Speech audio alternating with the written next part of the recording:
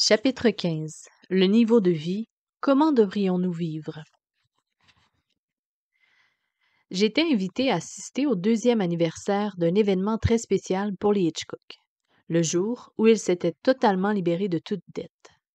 2 ans plus tard, ils étaient toujours aussi reconnaissants pour cette nouvelle liberté, et ce qui est encore plus important pour eux, c'était leur relation de couple, elle s'affermissait.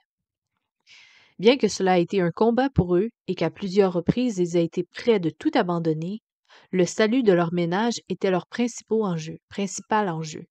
Ils ont persévéré et ont atteint le but. Alain et Jeanne se trouvaient devant un nouveau défi. Leurs revenus dépassaient maintenant leurs dépenses. Comment devaient-ils dépenser les excédents? Ils avaient d'importantes décisions à prendre. Devaient-ils acheter une maison plus grande ou devaient-ils continuer à vivre dans la maison actuelle et finir de rembourser leur emprunt? Devaient-ils acheter une nouvelle automobile? Devaient-ils adopter un nouveau style de vie plus coûteux ou continuer à épargner et donner davantage? La Bible ne prescrit pas un style ou un niveau de vie unique qui serait le même pour tous. Toutefois, les Écritures contiennent plusieurs principes que nous devrions considérer avant de déterminer notre style de vie. Ayez une perspective éternelle. Notre culture et les médias nous incitent à nous concentrer sur l'immédiat. Les publicitaires réussissent à convaincre les consommateurs de se satisfaire aujourd'hui sans penser au lendemain. Considérez ce qui suit afin de comprendre le caractère éphémère de notre vie si on la compare à l'éternité. Notre vie ici-bas n'est qu'un petit point sur la ligne du temps de l'éternité. Toutefois, nous avons l'opportunité d'influencer l'éternité par la manière dont nous gérons notre argent aujourd'hui. En effet, non seulement nous avons le privilège d'amasser des trésors dans le ciel, mais nous avons aussi l'opportunité de dépenser notre argent de manière à influencer des personnes pour la cause de Jésus-Christ. Une perspective éternelle et des valeurs éternelles auront un grand impact sur les décisions que vous prendrez. C'est un bon exemple. Lisez attentivement Hébreux 11, versets 24 à 26. Il est écrit: C'est par la foi que Moïse, devenu grand, refusa d'être appelé fils de la fille de Pharaon, aimant mieux être maltraité avec le peuple de Dieu que d'avoir la jouissance éphémère du péché. Il estimait en effet que l'opprobre du Christ était une plus grande richesse que les trésors de l'Égypte, car il regardait plus loin vers la récompense. Moïse avait un choix à faire. Il devait choisir entre jouir d'une vie somptueuse en tant que fils adoptif de Pharaon ou devenir un esclave hébreu. En raison de sa perspective éternelle, il a plutôt choisi d'être un esclave et a été utilisé par le Seigneur de façon remarquable. Nous sommes devant un choix du même ordre. Nous pouvons vivre avec la perspective de l'éternité ou nous pouvons vivre en nous concentrant sur le monde actuel. Êtes-vous déjà retourné, étant adulte, sur un lieu où vous aviez eu l'habitude de jouer dans votre enfance? J'ai un jour revu le terrain sur lequel je jouais à l'âge de 12 ans. L'image que j'avais gardée de cet endroit était celle d'un immense champ entouré de gigantesques clôtures. Comme j'ai été surpris de voir à quel point ce champ était petit. Ou bien, pouvez-vous vous souvenir d'une chose que vous aviez tellement désirée que vous pouviez presque la toucher? Pourtant, aujourd'hui, cette chose ne vous attire plus du tout.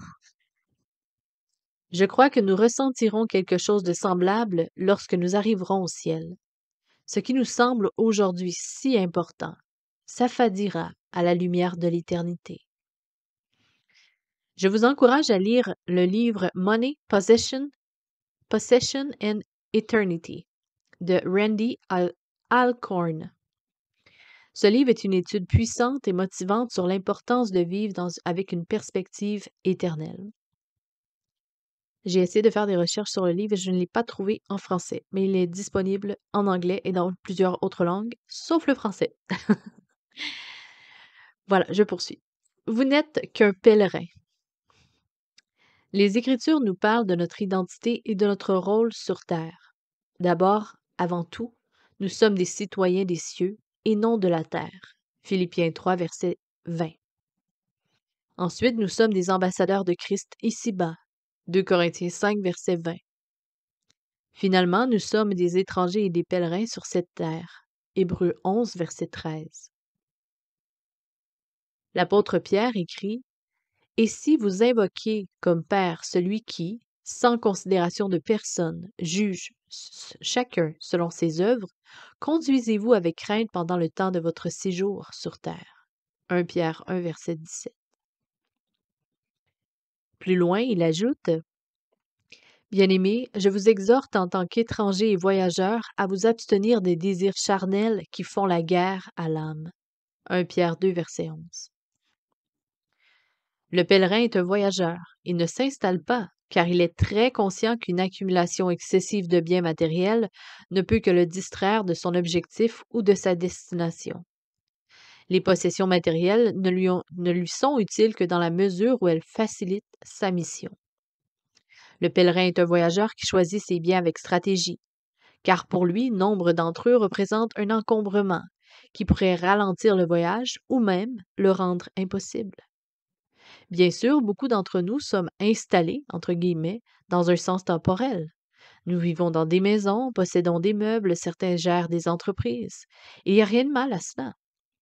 Mais nous devons garder la mentalité détachée du pèlerin, cette philosophie qui veut voyager léger. N'achetez que les biens qui vous aideront à répondre à l'appel de Dieu pour vos vies. Efforcez-vous de vivre plus simplement. Chaque bien exige du temps, de l'attention et souvent de l'argent pour son entretien. Trop nombreux sont trop nombreux ou mal choisis, les choses que nous possédons peuvent exiger tellement de temps, d'énergie ou d'argent qu'elles peuvent nuire à notre relation avec le Seigneur et avec les autres. Une vie simple et calme peut permettre de consacrer du temps à cultiver notre relation avec le Seigneur. En 1 Thessaloniciens 4, versets 11 à 12, nous conseille: « Mettez votre honneur à vivre en paix, à vous occuper de vos propres affaires et à travailler de vos mains, comme nous vous l'avons recommandé. Cela pour que vous conduisiez honnêtement envers ceux du dehors et que vous n'ayez point besoin de personne. » Vous êtes en guerre. Souffre avec moi comme un bon soldat du Christ Jésus. Il n'est pas de soldat en campagne qui s'embrasse des affaires de la vie, qui veut plaire à celui qui l'a enrôlé. 2 Timothée 2, versets 3 à 4. En temps de guerre, il arrive souvent que les peuples modifient de manière radicale leur style de vie pour contribuer à gagner le combat. Ils rationnent l'usage d'objets qui sont stratégiquement importants, ils dépensent moins sur les produits liés au confort afin de bien approvisionner l'armée. En tant que soldats, nous devons faire attention à ne pas nous embarrasser inutilement des préoccupations de cette vie. Reconnaissez l'ennemi. Car nous n'avons pas lutté contre la chair et le sang, mais contre, entre parenthèses, les esprits du mal dans les lieux célestes. Allez lire Éphésiens 6, verset 12. Dans une guerre, vous allez utiliser votre meilleure arme. La mission du diable consiste à nous distraire de notre service pour Christ. Il l'accomplit souvent en essayant de nous mettre au service de l'argent et des biens matériels. Comme nous l'avons vu précédemment, l'argent est le plus grand rival de Christ, qui lui dispute la priorité dans nos vies. Vous ne pouvez servir Dieu et Mammon, est écrit en Matthieu 6, verset 24. Le fait de servir l'argent est un péché qui est difficile d'identifier parce que l'amour de l'argent est un péché qui est communément respecté. Les gens vous félicitent lorsque vous affichez les signes extérieurs du succès dans le domaine financier. À cause de cela, vous devriez examiner dans la prière votre relation avec le Seigneur et avec l'argent. Gérez vos dépenses dans le but de plaire à Dieu. Dans la prière, soumettez au Seigneur les décisions que vous avez à prendre en matière de dépenses. Tout ce que nous avons appartient au Seigneur. Donc nos dépenses devraient avoir pour but de lui plaire et non un but égoïste. Rechercher la volonté du Seigneur dans nos dépenses ne veut pas dire que celles-ci auront pour seul but de nous, pardon, je recommence. Rechercher la volonté du Seigneur dans nos dépenses ne veut pas dire que celles-ci auront pour seul but de répondre à nos besoins fondamentaux. Les divertissements, de bons loisirs et le repos sont importants. Or, tout ce que Dieu a créé est bon, et rien n'est à rejeter pourvu qu'on le prenne avec action de grâce. 1 Timothée 4, verset 4. Ne gaspillez pas vos biens. Il y avait un homme riche qui avait un intendant, et celui-ci lui fut dénoncé comme dissipant ses biens. Il l'appela et lui dit: Qu'est-ce que j'entends dire de toi? Rends compte de ton intendance, car tu ne pourras plus être mon intendant. Luc 16, verset 1 à 2. Examinez votre comportement. Dépensez-vous avec frivolité? Gaspillez-vous vos biens? Ne vous comparez jamais aux autres. Certains utilisent la comparaison pour justifier le fait qu'ils dépensent plus qu'ils ne devraient. Nombreux sont ceux qui ont eu des déboires financiers parce qu'ils ont essayé, alors qu'ils n'en avaient pas, les moyens de rivaliser avec le voisin. Quelqu'un a dit un jour: Vous ne pourrez jamais rivaliser avec le voisin. Juste au moment où vous le rattrapez, il réinvestit dans sa maison et s'endette encore plus pour acheter d'autres choses. Si vous êtes riche, votre train de vie devrait être basé sur la pleine conviction de ce que le Seigneur veut pour vous, ce qui ne correspond pas nécessairement au maximum de ce que vous pouvez vous offrir. Si seulement j'avais plus. Avez-vous déjà eu le sentiment que si vous occupiez une position plus importante ou si vous aviez plus d'argent, vous pourriez vraiment accomplir de grandes choses pour le Seigneur? Considérons la vie de deux hommes qui habitent à Rome et se trouvaient aux antipodes de l'échelle socio-économique. Au Colisée, tout le monde attendait debout l'arrivée de César avant que le combat de gladiateurs puisse commencer. À son arrivée, la foule criait Vive César! L'empereur avait plus de pouvoir, de prestige et de richesse que tout autre homme de son époque. On l'adorait littéralement comme un dieu. Ailleurs dans cette ville, un autre homme vivait dans des conditions totalement différentes. Il était en prison, enchaîné à ses gardes. Il passait son temps à prier pour ses amis et à leur écrire des lettres. Son nom était Paul. César vivait dans un palais somptueux et Paul dans une cellule insalubre. L'un avait des richesses presque illimitées et l'autre n'avait pratiquement rien. L'un était le centre de l'attention et l'autre était quasiment inconnu. Environ 2000 ans plus tard, on reconnaît un peu partout dans le monde lequel des deux a apporté une contribution éternelle.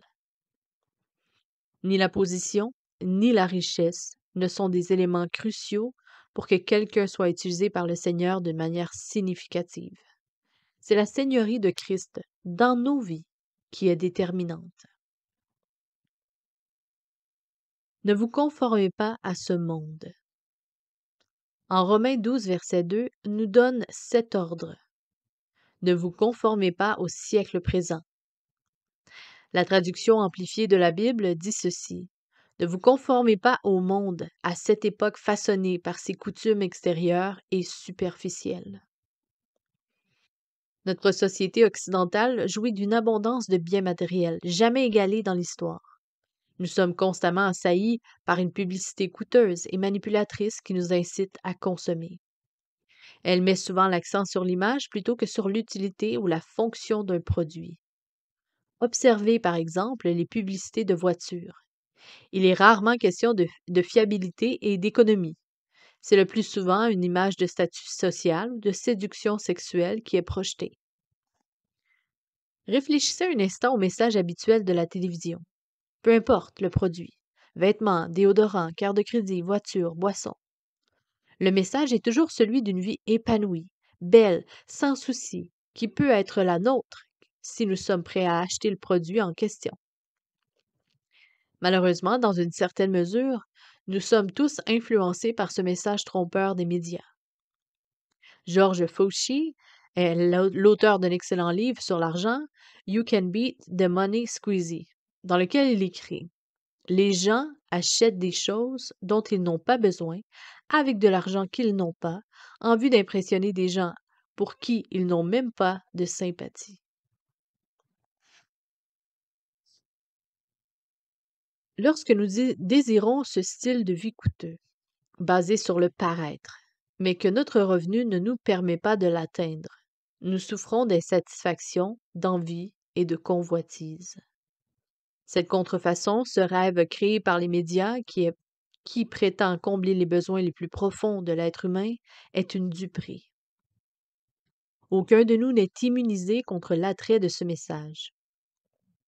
Récemment, une belle fourgonnette présentée dans une publicité télévisée m'a tapé dans l'œil. Nous avons une familiale d'occasion, vieille de 11 ans, d'une couleur jaunâtre sans grand attrait. La fourgonnette de la publicité était parfaite pour notre famille, exactement de la bonne taille et de la bonne couleur. Je m'étais même mis à penser que cette voiture m'aiderait à mieux accomplir mon ministère. J'ai passé près d'une demi-heure chaque jour à étudier les brochures et j'admirais tous les belles fourgonnettes neuves que je voyais sur l'autoroute, rêvant d'en conduire une. J'étais accrochée. Notre voiture semblait devenir de moins en moins plaisante à regarder au fil des jours, tandis que la fourgonnette était passée de la catégorie désir à catégorie besoin. Je m'apprêtais à acheter la fourgonnette lorsque j'ai décidé de demander conseil à un ami qui est vendeur de voitures. Il m'a d'abord demandé le kilométrage de ma familiale. 85 000 kilomètres, ai-je répondu.